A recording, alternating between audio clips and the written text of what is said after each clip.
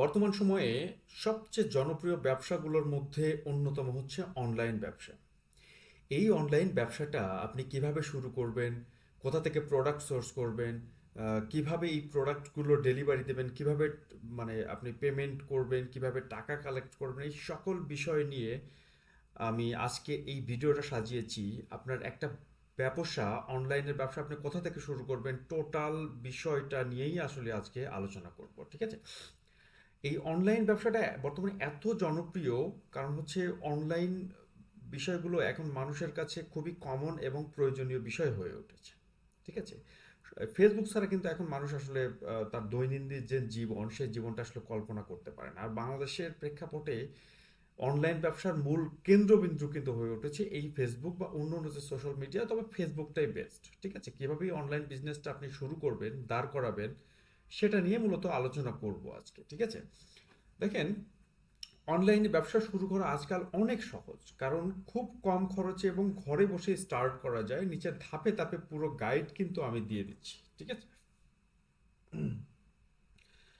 কেন এটা প্রয়োজনীয়? কারণ দেখেন, বাংলাদেশে বর্তমানে মানুষের যে ইনকাম, সেটা দিয়ে কিন্তু আসলে মোটামুটি খুব বেশি স্যাটিসফাইড মানুষ না। মানুষের প্রফেশন নিয়ে মানুষ হতাশ, ঠিক আছে? এছাড়াও মানুষের খুব সহজভাবে একটা ইনকাম সোর্সের মধ্যে অনলাইন বিজনেসটা আসলে অন্যতম, ঠিক আছে? এটাও সহজ।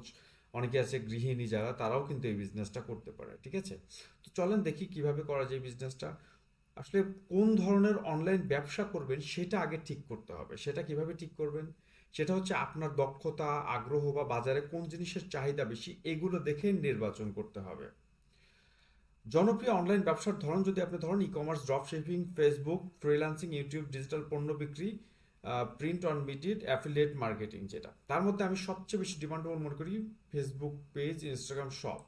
ই কমার্স বিজনেস যেটাকে বলা হয়ে থাকে, ই কমার্স বিজনেসটা, ঠিক আছে? এটা হচ্ছে মূলত আপনি ফেসবুকে একটা পেজ আছে, সেই ফেসবুকের পেজটাকে আপনি বুস্ট করলেন, অথবা আপনি একটা কোর্স করার পরে এটাকে ক্যাম্পেইন রান করে এই বিজ্ঞাপনগুলো রান করার মাধ্যমেই কিন্তু আপনি আপনার প্রোডাক্টকে মার্কেটিং করতে পারেন, ঠিক আছে?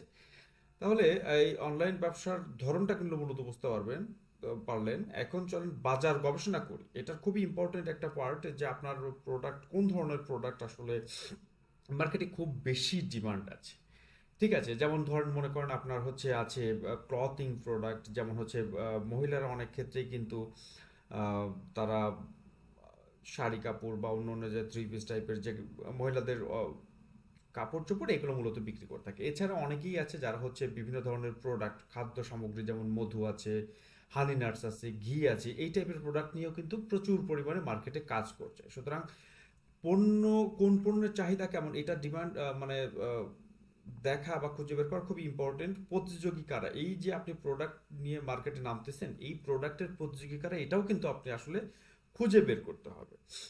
এখন আরেকটা জিনিস আছে, সেটা হচ্ছে গ্রাহকের সমস্যা কি, আপনি কিভাবে এই সমস্যার সমাধান দেবেন।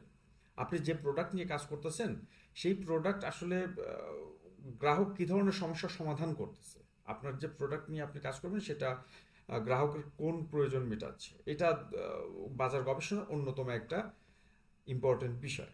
এখন দেখতে হবে যে কোন কোন ধরনের টুল আপনি ব্যবহার করতে পারেন। সেক্ষেত্রে কিন্তু আপনি গুগল ট্রেন্ডস ব্যবহার করতে পারেন, ফেসবুক ব্যবহার করতে পারেন। এটা মূলত বাজার গবেষণার জন্য। মার্কেট প্লেস আছে, ইউটিউব সার্চ আছে, এই বিষয়গুলো নিয়েই আপনি মূলত, এইখান থেকেই মূলত আপনি হচ্ছে এই টুলসগুলোকে ব্যবহার করে বাজারটা গবেষণা করতে পারবেন, যে কোন ধরনের প্রোডাক্টের চাহিদা বেশি, বা কী কী ধরনের প্রোডাক্ট আপনার, কোন ধরনের কাস্টমারকে আপনি টার্গেট করতে চাচ্ছেন, ঠিক আছে? এটা একটা বিষয় গেল। এখন হচ্ছে ব্যবসার নাম এবং ব্র্যান্ড তৈরি করেন। এটা ডিপেন্ড করবে মূলত আপনি কি ধরনের প্রোডাক্ট নিয়ে কাজ করতেছেন সেটার উপরে, ঠিক আছে? এমন একটা নাম সিলেক্ট করবেন বা এমন একটা ব্র্যান্ড তৈরি করবেন যেটা হচ্ছে সহজে মনে রাখা যায় এমন, বা কাস্টমার খুবই সহজে এই প্রোডাক্টটার নাম কিন্তু নিতে পারে। দেখেন, জনপ্রিয় একটা ব্র্যান্ড কিন্তু আছে, তার নাম হচ্ছে ঘরের বাজার, যারা ফেসবুক দিয়েই কিন্তু মূলত মার্কেটিংটা শুরু করে। এবং ঘরের বাজার নামটা খুবই শ্রুতিমধুর এবং মানুষের মনে রাখার মতো একটা নাম, ঠিক আছে? এরপরে কি করবেন, যে একটা লোগো ক্যানভাতে ফ্রি বানাতে পারবেন না, বা অন্য অন্য লোগো ডিজাইনার আছে, তাদের সেই ওয়েবসাইটগুলোতে যাও কিন্তু আপনি মূলত একটা লোগো তৈরি করতে পারবেন, ঠিক আছে? এরপরে যেটা আছে, ব্র্যান্ডের রং, স্টাইল ঠিক করুন। এটা মূলত আপনি নিজের প্রোডাক্টের উপর নির্ভর করে আপনি মূলত করতে পারবেন। এছাড়া আপনি যেটা করবেন, পরবর্তীতে অনলাইন উপস্থিতি তৈরি করুন। ব্যবসার ধরন অনুযায়ী নিচের যে কোনো একটি করতে পারেন। অনলাইন বিজনেস যদি আপনি করতে চান তাহলে কিন্তু আপনার অনলাইনে প্রতিনিয়ত পোস্ট করতে হবে, বিভিন্ন ধরনের রিলস ক্রিয়েট করতে হবে, বা মূলত হচ্ছে আপনাকে আপনার উপস্থিতিটা সোশ্যাল মিডিয়াতে বাড়াইতে হবে, ঠিক আছে?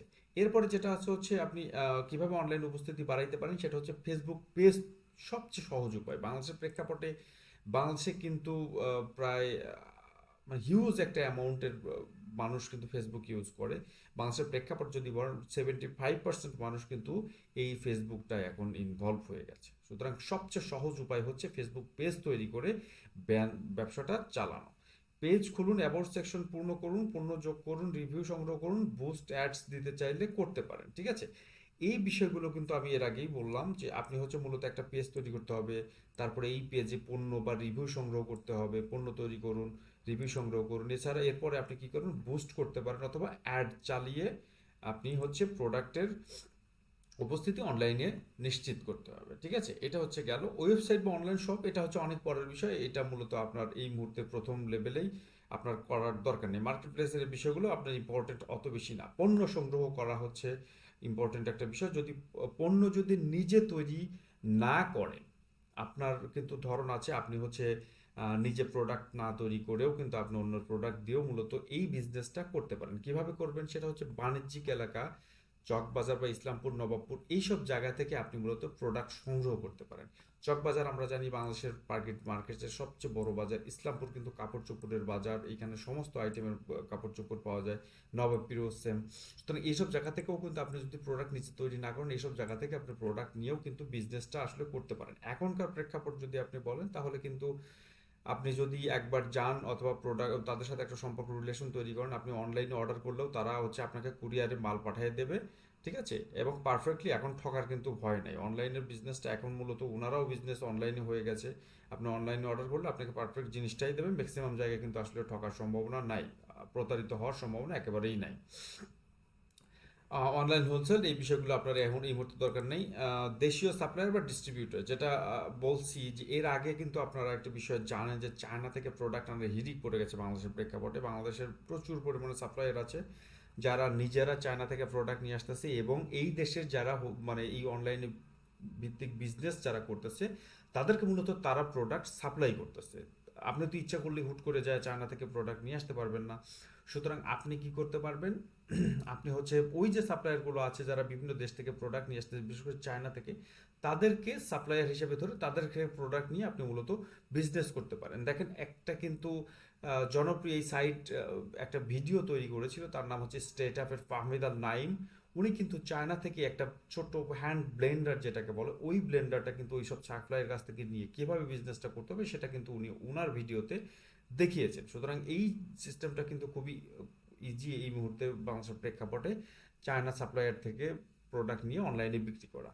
আর যদি আপনি মূলত নিজে প্রোডাক্ট তৈরি করতে পারেন, যেমন খাদ্য সামগ্রী আছে, গুড় আছে, ঘি আছে, মধু আছে, এরপরে যেটা আছে হচ্ছে মানে হোমমেড বিভিন্ন প্রোডাক্ট, এই টাইপের প্রোডাক্টগুলো মূলত আপনি নিজেও তৈরি করে প্রোডাক্টগুলো মার্কেটে অনলাইনে সেল করতে পারেন, ঠিক আছে? এরপরে যেটা আছে পেমেন্ট সিস্টেম, আপনি কিভাবে সেট আপ করবেন। পেমেন্ট সিস্টেম মূলত হচ্ছে আপনি যে কুরিয়ারের মাধ্যমে এই প্রোডাক্টগুলো ডেলিভারি দেবেন, যেমন স্টেট ফার্স্ট আছে, রেডেক্স আছে, আপনার পাঠাও আছে, এরা মূলত নিজেরাই কিন্তু আপনাকে এই মানে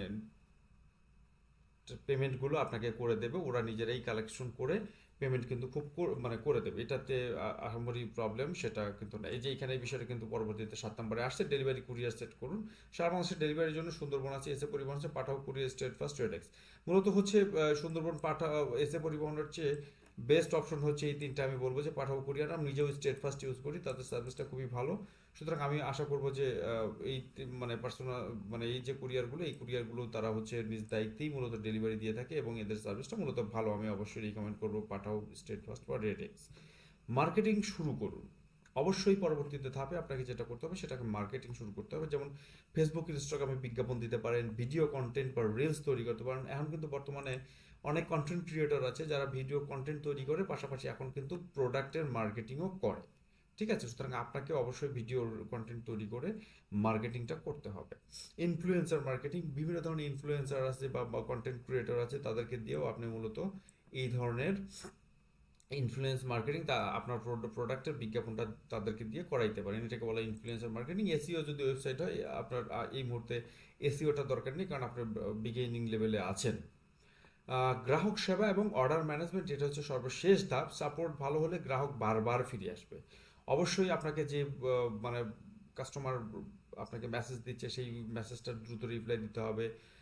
আপনি কোনো ধরনের বিভ্রান্তিমূলক তথ্য দেবেন না, কাস্টমারকে স্যাটিসফাইড রাখার চেষ্টা করবেন। এই বিষয়গুলো মূলত হচ্ছে আপনার বিজনেসকে অনেক বেশি দ্রুত ডেভেলপ করার জন্য অ্যানাপ। ঠিক আছে?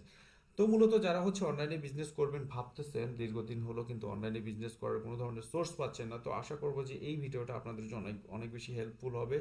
এবং আপনারা যে দ্বিধাদ্বন্দ্বে ভুগতেছেন যে অনলাইনে বিজনেসটা আসলে কিভাবে করবো, অনলাইন বিজনেস করার জন্য কতটুকু আপনার ইনভেস্ট দরকার, কী ধরনের হাসেল আপনাকে পোহাইতে হবে, প্রোডাক্ট কোথায় পাবেন, কিভাবে প্রোডাক্ট ডেলিভারি দেবেন, কিভাবে টাকা সেট আপ করবেন, আপনার কী কী কাজ করতে হবে প্রোডাক্টকে মার্কেটিং করতে হইলে, ঠিক আছে, আপনি কিভাবে মার্কেটিংটা মূলত করবেন। আশা করি যে এই ভিডিও দেখার পরে আপনার যে যাবতীয় যে প্রবলেমগুলো, সেগুলো মূলত সমাধান হয়ে যাবে। তো আশা করবো যে ঘরে বসে না থেকে অবশ্যই অনলাইনে কিছু একটা করা যায়, জবের পাশাপাশিও করা যায়, পার্ট টাইম হিসেবে নিয়ে করা যায়। অথবা আপনি যদি প্রফেশনালভাবে অনলাইনে বিজনেস করতে চান, তাহলে অনলাইনে বিভিন্ন কোর্স কিন্তু ইউটিউবে আছে, আপনারা সেটা দেখেও এই ধরনের অনলাইনে বিজনেস কিন্তু শুরু করতে পারেন। কারণ বাংলাদেশের প্রেক্ষাপটে বর্তমানে অনলাইনে বিজনেসটা অনেক বেশি জনপ্রিয়, এবং যত দিন যাবে ওই অনলাইন ভিত্তিক বিজনেসের কিন্তু জনপ্রিয়তা তত বেশি বাড়তেই থাকবে। সুতরাং অনলাইন বিজনেসে যত দ্রুত শুরু করবেন তত বেশি বেটার। আশা করবো যে এই ভিডিওটা আপনাদের অনেক বেশি সহায়ক হবে। যদি একটুও সহায়ক হয় তবে আশা করবো যে সাবস্ক্রাইব করে পাশেই থাকবেন এবং পরবর্তীতে ভিডিওর অপেক্ষা করবেন। আশা করবো অনলাইন বড় লাইটি সলিউশনের জন্য দোয়া করবেন, এবং আমি আশা করবো পরবর্তীতে আপনাদের জন্য আরও ভালো কিছু নিয়ে আসার চেষ্টা করব। সকলের জন্য শুভকামনা, ভালো থাকবেন, আসসালামু আলাইকুম।